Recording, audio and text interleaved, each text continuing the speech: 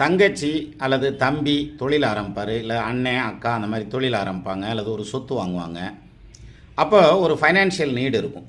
நம்மகிட்ட கேட்பாங்க, இந்த மாதிரி கொஞ்சம் பண உதவி பண்ணு அப்படின்னு சொல்லி கேட்குறாங்கன்னு வச்சுக்கோங்க. நம்ம அவங்களுக்கு உதவி செய்யலாமா அப்படின்னா இது ரொம்ப முக்கியமான இடம். அதாவது எமோஷனலாக பார்த்தா கண்டிப்பாக செய்யணும்.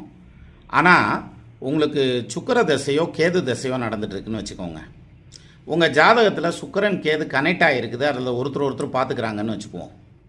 கேது புத்தி சுக்கிர புத்தி அல்லது சுக்கிரன் அந்தரம் கேது அந்தரம் நடந்துகிட்ருக்குன்னு வச்சுக்கோங்க. இப்போ இந்த மாதிரியான சந்தர்ப்பத்தில் நீங்கள் அவங்களுக்கு உதவி பண்ணினீங்கன்னா அவங்கள பிரச்சனையில் கொண்டு போய் தள்ளி விடுறீங்கன்னு அர்த்தம். சார், நான் மறுபடியும் சொல்கிறேன், பிரச்சனையில் கொண்டு போய் அவங்கள தள்ளி விடுறீங்கன்னு அர்த்தம். உங்கள்கிட்ட கடன் வாங்கினாங்கன்னா அவங்க அந்த பணத்தை கரெக்டாக ரீபேமெண்ட் பண்ண முடியாது, அதில் அவங்களுக்கு பிரச்சனைகள் வரும். அப்போ என்ன பண்ணுறது? அவங்களுக்கு உதவி பண்ணி ஆகணும்ல. அப்போ நம்ம அவங்களுக்கு பணம் வர்ற வழியை சேனலைஸ் பண்ணி கொடுக்கலாம். ஒரு பேங்க் லோனுக்கு அரேஞ்ச் பண்ணி கொடுக்கறது, அல்லது வேறு ஏதாவது ஒரு வகையில் அவங்களுக்கு ஃபண்டு ஜென்ரேட் பண்ணி கொடுக்கலாமே தவிர, நம்ம கையிலேருந்து காசுன்னு கொடுத்தீங்கன்னா உங்கள் உறவு நிலையும் பாதிக்கும். அந்த சேம் டைம் அவங்களும் பிரச்சனையில் மாட்டுவாங்க. அந்த பணத்தை கரெக்டாக திருப்பி கொடுக்க முடியாது, மாட்டிக்குவாங்க.